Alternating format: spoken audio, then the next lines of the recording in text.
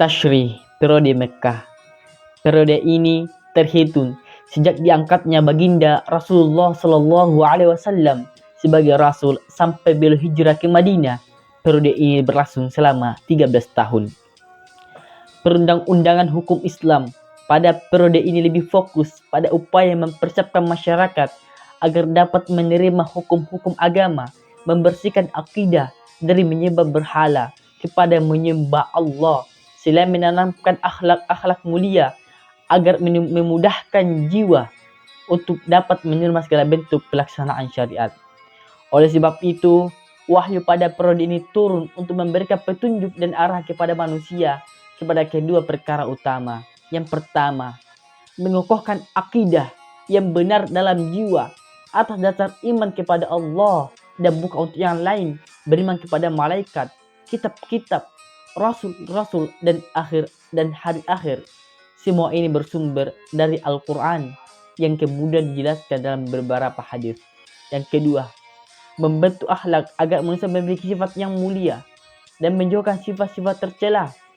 Al-Quran memerintahkan mereka agar berkata jujur, amanah, menepati janji, adil, saling tolong menolong atas dasar kebaikan, memuliakan tetangga dan mengasihi fakir miskin. Selain itu, Al-Quran juga melarang mereka dari akhlak tercela seperti berdusta, menipu, curang, mengingkari janji, berbuat zalim dan aniaya.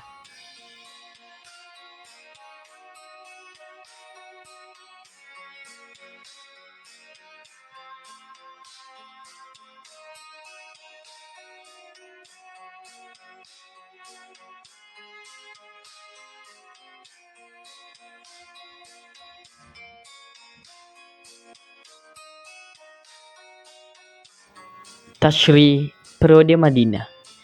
Periode ini berlangsung sejak hijrah Rasulullah SAW dari Mekkah hingga beliau wafat. Lebih kurangnya periode ini berjalan 10 tahun. Perundang-undangan hukum Islam pada periode ini menitik beratkan pada aspek hukum-hukum praktikal dan dakwah Islamiyah. Pada fase ini membahas tentang akidah dan akhlak. Oleh sebab itu, perlu adanya perundang-undangan yang mengatur tentang kondisi masyarakat dan setiap aspek. Satu persatu ia turun sebagai jawaban terhadap semua permasalahan, kesepakatan, dan perkembangan. Sebelum zaman ini mencapai kesempurnaan, ia telah mencakupi semua kecuali sudah diatur dan dijelaskan hukumnya, baik secara global maupun terperinci sebagaimana yang ditegaskan dalam Al-Quran firman Allah. Pada hari ini telah kusempurnakan untuk kamu agamamu, dan telah kucukupkan kepadamu nikmatku, dan telah kuridhoi Islam itu jadi agama bagimu. Quran Surah Al-Maidah ayat ketiga.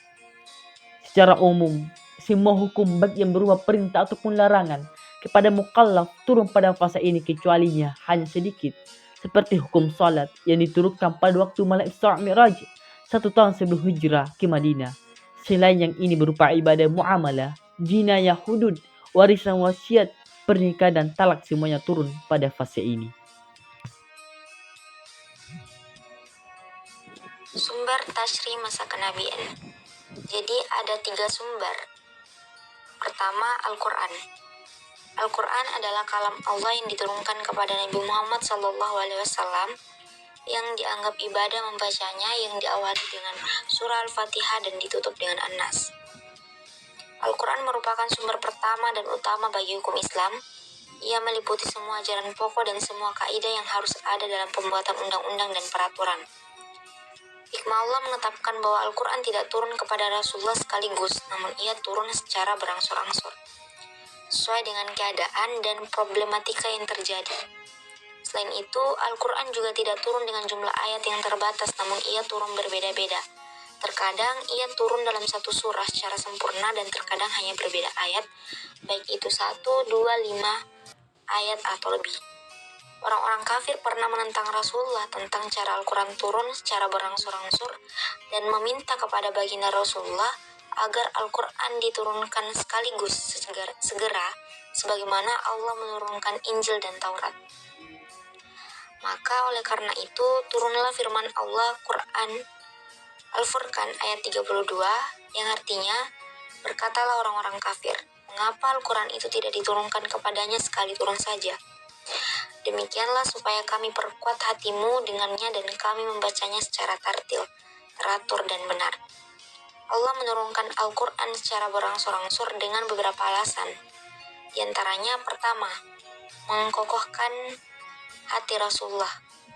Kedua, memudahkan Nabi SAW untuk menghafalnya sebab Nabi adalah orang yang ummi, yang tidak dapat membaca dan menulis, berbeda dengan Nabi Musa, yang dapat membaca dan menulis sehingga mudah bagi Musa untuk menghafal Taurat.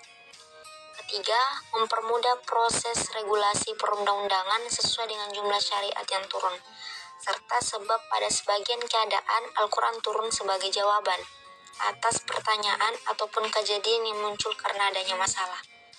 Keempat, memberikan kemudahan dan empati kepada hamba dengan menurunkan wahyu sesuai secara berangsur-angsur agar mudah untuk diamalkan.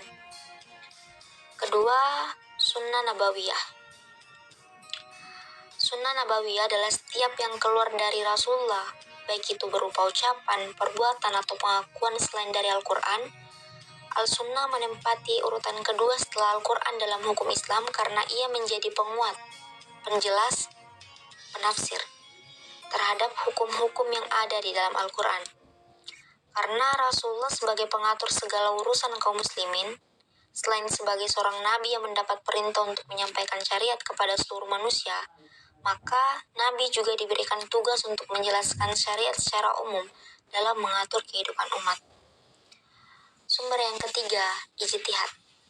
Pada dasarnya, segala sesuatu yang bersumber dari nabi disebut sunnah, baik sunnah yang redaksinya dinisbahkan pada Allah maupun sunnah yang dinisbahkan pada nabi sendiri. Dengan demikian, yang dimaksud dengan ijtihad nabi di sini tidaklah keluar dari frame kerangka sunnah. Secara etimologi, ijtihad adalah suatu ungkapan bagi pengerahan daya kemampuan untuk mewujudkan sesuatu yang dituju. Oleh karenanya, term ijtihad hanya digunakan untuk sesuatu yang mengandung beban dan kesulitan. Sedangkan secara terminologis, ijtihad adalah upaya mencurahkan kemampuan untuk mendapatkan hukum secara asumtif. Tidak semua problematika yang terjadi dalam kehidupan umat Islam pada masa Nabi, baik yang bersifat personal maupun sosial, muamalah maupun ibadah, mendapatkan ketetapan dan solusi hukum dari wahyu. Maka untuk mendapatkan kejelasan hukum, maka dibutuhkan sebuah keberanian untuk berijtihad. Abdul Wahab Khalaf dan Zuhaili mencatat bahwa ijtihad Nabi mengambil dua bentuk. Pertama, menggunakan metode kias, menganalogikan kasus hukum baru dengan kasus lama yang telah memiliki ketetapan hukum. Kedua, dengan menjadikan maslahat sebagai pertimbangan utama dalam menetapkan hukum.